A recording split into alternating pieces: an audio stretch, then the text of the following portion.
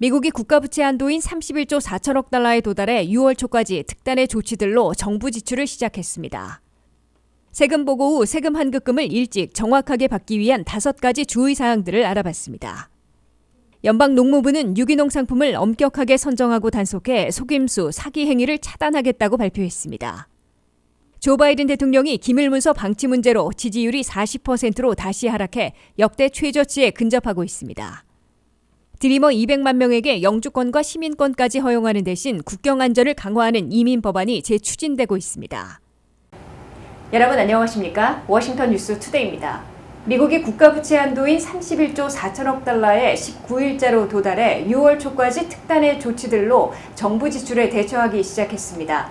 6월 초 이전에 국가부채 한도를 올리거나 카운팅을 중단하는 연방의회 조치가 없으면 역사상 처음으로 미국이 국가 디폴트, 즉 국가부도에 추락할 수 있어 긴장감이 감돌고 있습니다. 한면태 기자가 보도합니다. 미국이 나라빚을 낼 수 있는 상한선인 국가부채 한도 데실링에 예고대로 19일자로 도달해 이날부터 재무부의 특단의 조치들을 가동해 연방정부 지출에 대응하고 있습니다. 미국의 현 국가부채 한도는 2021년에 올렸던 31조 4천억 달러인데 19일자로 이에 도달한 겁니다. 이에 따라 연방재무부는 특단의 조치들을 가동해 연방정부가 내야 하는 각종 지출을 시작했다고 밝혔습니다. 특단의 조치들로는 연방공무원 연금액의 다른 곳 투자를 중지하고 새로 들어오는 세입으로 연방정부가 내야 하는 채권이나 부채 이자 지급, 사회보장연금과 메디케어 의료비 지출 등에 쓰게 됩니다. 재무부는 각종 특단의 조치들로 국가부채 한도를 넘긴 후 4천억 달러를 더 쓸 수 있고 6월 초에는 소진될 것으로 밝혔습니다. 따라서 6월 초까지 연방의회가 국가부채 한도를 더 올리거나 카운팅을 중지하는 조치를 취하지 않으면 미국이 각종 지출을 할 수 없는 국가 디폴트, 국가 부도에 빠지게 됩니다. 미국이 지난 2011년에 국가 디폴트 직전까지 내몰린 적은 있으나 실제로 국가 디폴트, 국가 부도로 선언된 적은 한 번도 없습니다. 만약 국가 디폴트, 즉 지불불능이나 국가 부도로 선언되면 미국의 국가 신용 등급이 강등되며 주식과 채권이 폭락하고 각종 미국 정부의 돈 빌리기와 지출이 불가능해져 정부 셧다운으로 기능이 마비되고 미국 경제 대불경기를 부채질하게 됩니다. 심지어 국가 디폴트를 볼모로 잡은 격렬한 정치 투쟁만으로도 미국의 국가 신용 등급이 강등돼 금융시장의 대혼란을 초래할 수 있습니다.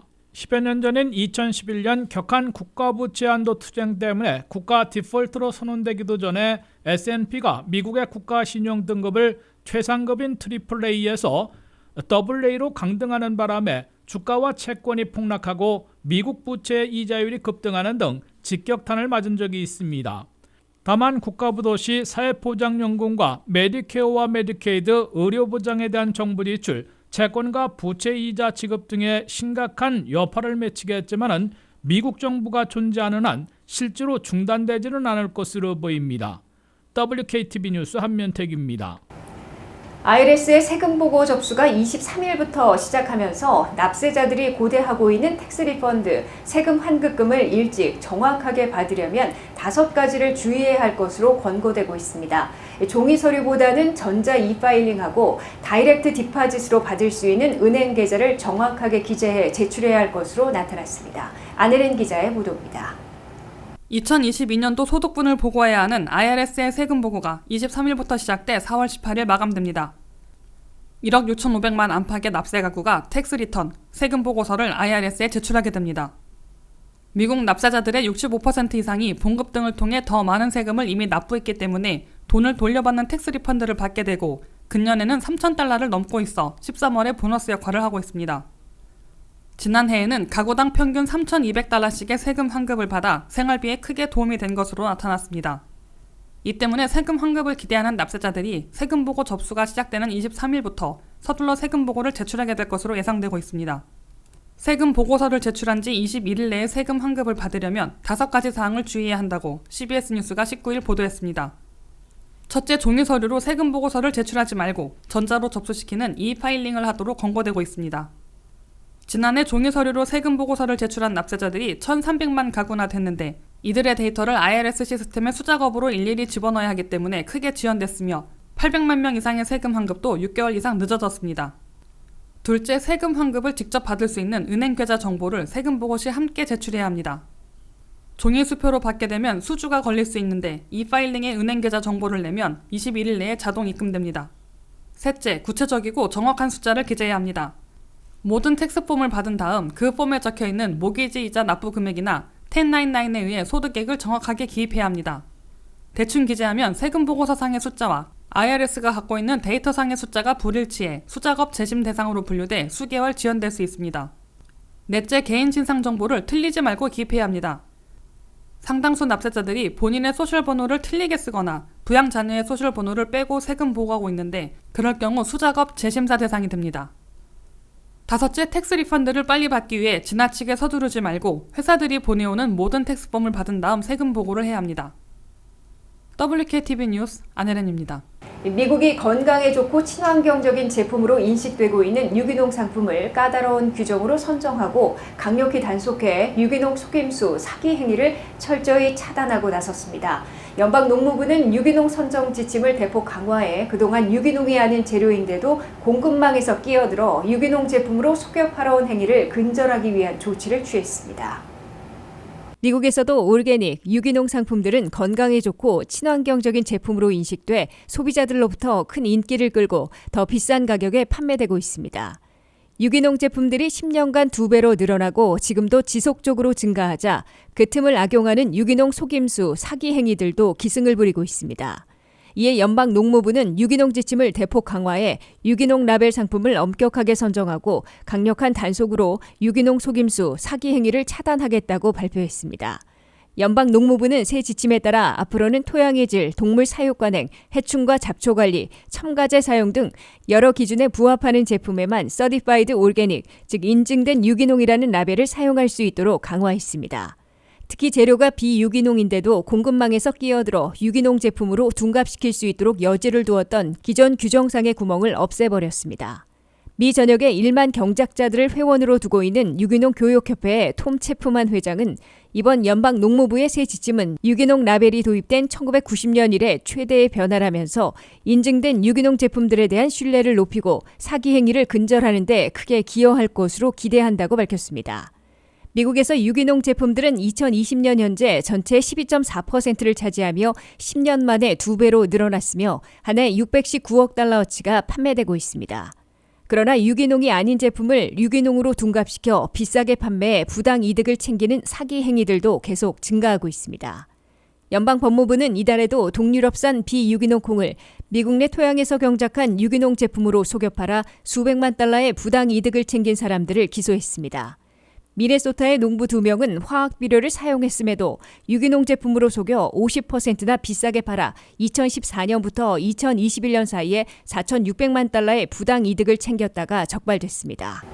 조 바이든 대통령이 새해 벽두에 터진 기밀문서 방치 문제로 대통령 지지율이 40%로 다시 하락하며 역대 최저치에 근접하고 있습니다. 바이든 대통령은 2023년 새해 중간선거 선전과 물가 진정 등으로 지지율을 올리고 2월에 재선 도전까지 선언하려 했다가 기밀문서 방치 문제로 발목을 잡히고 있는 것으로 지적되고 있습니다. 안혜련 기자입니다. 조 바이든 대통령이 호재와 악재들이 반복되면서 대통령 지지율도 크게 개선하지 못한 채 흔들리고 있습니다. 조 바이든 대통령은 2023년을 시작하면서 역대 최고치였던 44%의 지지율을 기록했으나 19일 현재는 40%로 다시 하락했습니다. 바이든 대통령의 지지율 40%는 지난해 5월과 6월에 기록했던 역대 최저치인 36%에 다시 근접하고 있는 겁니다. 로이터 통신과 입소스의 새 여론조사 결과 바이든 대통령의 대통령 업무 수행 지지율은 40%로 하락했습니다. 로이터 통신은 이번 여론조사가 기밀문서 방지 뉴스가 터진 과정에서 실시돼 이에 직격탄을 맞은 것으로 분석했습니다. 바이든 대통령은 2023년 새해 벽두에는 몇 가지 호재에 힘입어 대통령 지지율이 역대 최고치인 2021년 10월과 같은 44%를 기록한 바 있는데 단 일주일 만에 다시 4포인트나 하락한 겁니다. 바이든 대통령은 지난해 11월 중간선거에서 민주당이 상원을 수성하고 하원을 내줬으나 10석 미만의 차이로 막아 선전한 것으로 평가받아 지지율이 최고치로 올라 2023년 새해를 시작했습니다. 또한 물가가 다소 진정되기 시작한 반면 공화당 하원이 하원의장 선출을 둘러싸고 극심한 내용을 보여준 반사이익도 누린 것으로 분석됐습니다. 그렇지만 부통령 시절 기밀 문서들을 워싱턴 소재 펜 바이든 센터 개인 사무실과 델라웨어 사저 등에서 잇따라 방치된 채 발견되는 뉴스가 3번이나 터져나와 지지율 하락을 불러온 것으로 해석됐습니다. 바이든 대통령은 전임자인 도널드 트럼프 전 대통령이 국가 안보에 대한 인식 없이 기밀 문서들을 잘못 소지하고 엉터리로 관리해왔으며 심지어 당국에 제출하지 않았다가 압수당했다고 맹폭을 가해왔으나 정작 자신도 기밀 문서 방치 논란에 휩싸여 주요 공격 무기를 상실하고 있다는 지적을 받고 있습니다. 이에 따라 바이든 대통령은 향후 정치 일정에도 차질을 빚을 것으로 경고받고 있습니다. 바이든 대통령은 당초 지지율 오름세를 타고 2월 7일 새해 국정연설을 한 다음 그 여세를 몰아 2024년 차기 대선에 재선 도전까지 선언할 계획이었던 것으로 더 힐이 19일 보도했습니다. 바이든 대통령이 기밀문서 방치 논란과 이에 따른 지지율 하락에 계속 시달릴 경우 차기 대선 재선 도전을 늦춰야 할 것으로 예상되고 있습니다. WKTV 뉴스 안혜린입니다. 서류 미비 청소년들인 드리머들 200만 명에게 영주권과 시민권까지 허용하는 대신 국경 안전을 강화하는 이민 법안이 새 의회 회기 초반부터 재추진되고 있습니다. 지난 연말에는 시간 부족으로 무산됐으나 초당파 상원의원 8명이 애리조나와 텍사스 국경 지역을 단체 방문하고 이민개혁 의지를 표명해 성사 가능성을 높이고 있는 것으로 기대되고 있습니다. 보도에 한면태 기자입니다. 서류 미비 청소년들인 드리머들 200만 명에게 영주권과 시민권까지 허용하는 대신에 국경 안전을 대폭 강화하는 초당적인 이민개혁 타협안이 새해 새의회 회기 초반부터 재추진되고 있어 기대를 모으고 있습니다.